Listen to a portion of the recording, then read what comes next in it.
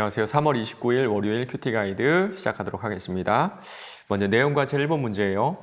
가룟 유다에게 마귀가 저지른 악행은 무엇입니까? 그러는데요. 2절입니다. 마귀가 벌써 시몬 아들 가룟 유다의 마음에 예수를 팔 생각을 넣었더라.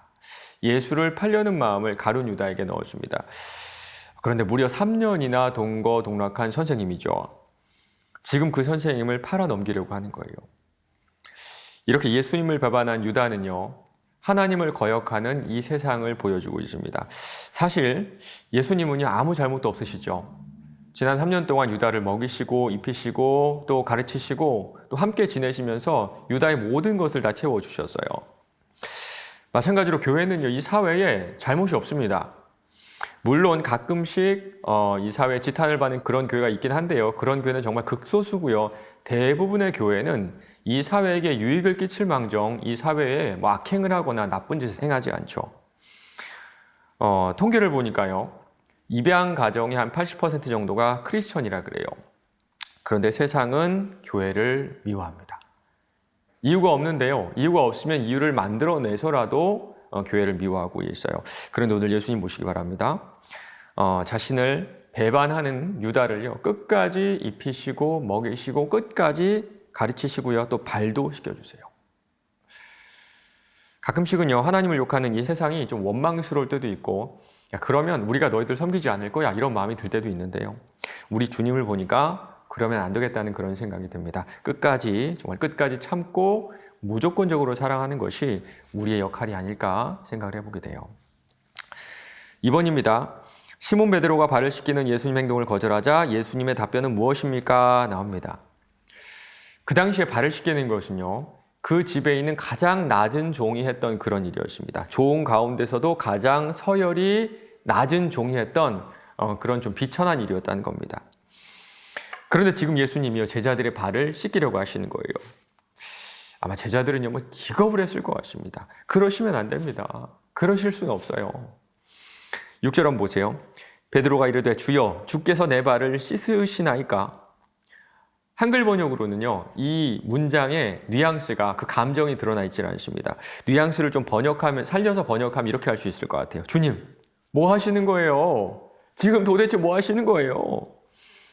베드로는 이런 말을 하면서 막 손사래를 치면서 뒤로 막 도망쳤을 것 같습니다. 8절 보면요, 절대로 그러실 수 없다 이런 말까지예요. 베드로를 포함한 모든 제자들은요, 이 발을 씻어주는 이 행위가 정말 비천한 일이라는 사실을 알고 있었기 때문입니다. 그래서 이런 말을 할 법한데 하지 않죠. 주님, 만약에 발을 씻어야 된다면 저희끼리 돌아가면서 서로 씻겨줄게요. 그러니까 그러지 마세요. 이런 말을 할 법한데 안 하는 이유는요, 정말 발을 씻는 행위는 종이 아니고서는 하지 않는 그런 천한 일이었기 때문입니다. 그런데 우리 주님께서 이렇게 말씀하시죠. 예수께서 대답하시되 내가 너를 씻어주지 아니하면 네가 나와 상관이 없느니라.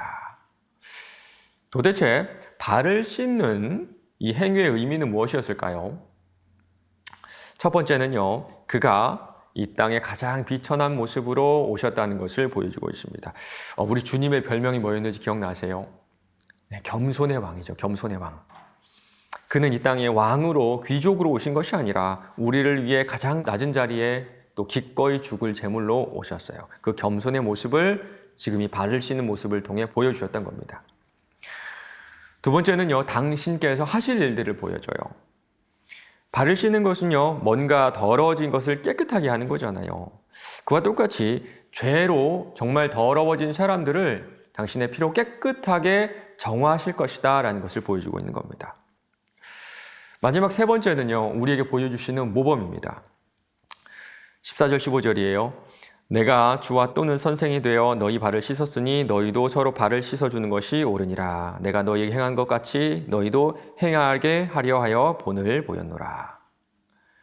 행동은 말보다 소리가 훨씬 더 크다라는 격언이 하나가 있습니다. 맞습니다. 우리는요, 우리가 주님을 따라서 어떻게 살아야 되는지 당신께서 직접 그 모습을 보여주신 거예요.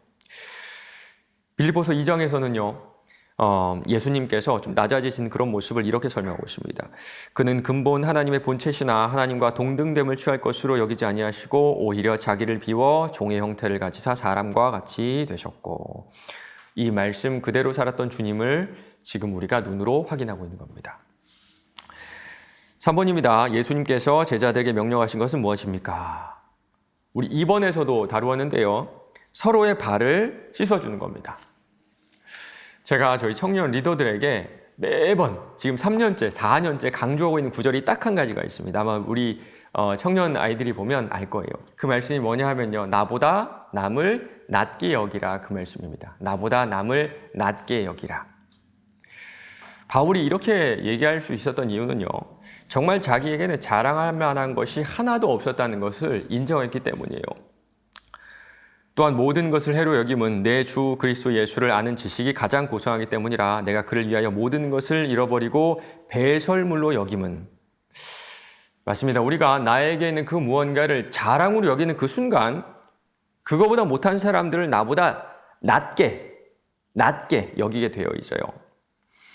그런데 예수를 제대로 알았던 바울은요, 자랑할 만한 것이 정말 하나도 없었던 겁니다. 사랑하는 성도 여러분, 여러분은 세상의 자랑거리를 정말 자랑으로 여기시나요?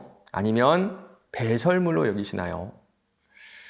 여전히 우리에게 자랑할 것이 있다면 우리는 서로의 발을 씻어주지 못할 겁니다. 연구와 묵상 질문입니다. 예수님께서 주와 또는 선생이 되어라는 말씀을 하신 것은 어떤 뜻을 담고 있는지 묵상해 봅시다. 이 말씀은요, 주와 그리고 선생이 된 당신의 권위를 말씀하고 계시는 그런 본문이에요. 이렇게 높으신 분이, 이렇게 높은 내가 너희들의 발을 씻었으니 너희도 서로 발을 씻는 것이 마땅하다, 그런 말씀이라는 겁니다. 여러분 어떠십니까? 여러분은 낮은 자리로 기꺼이 가실 수 있나요?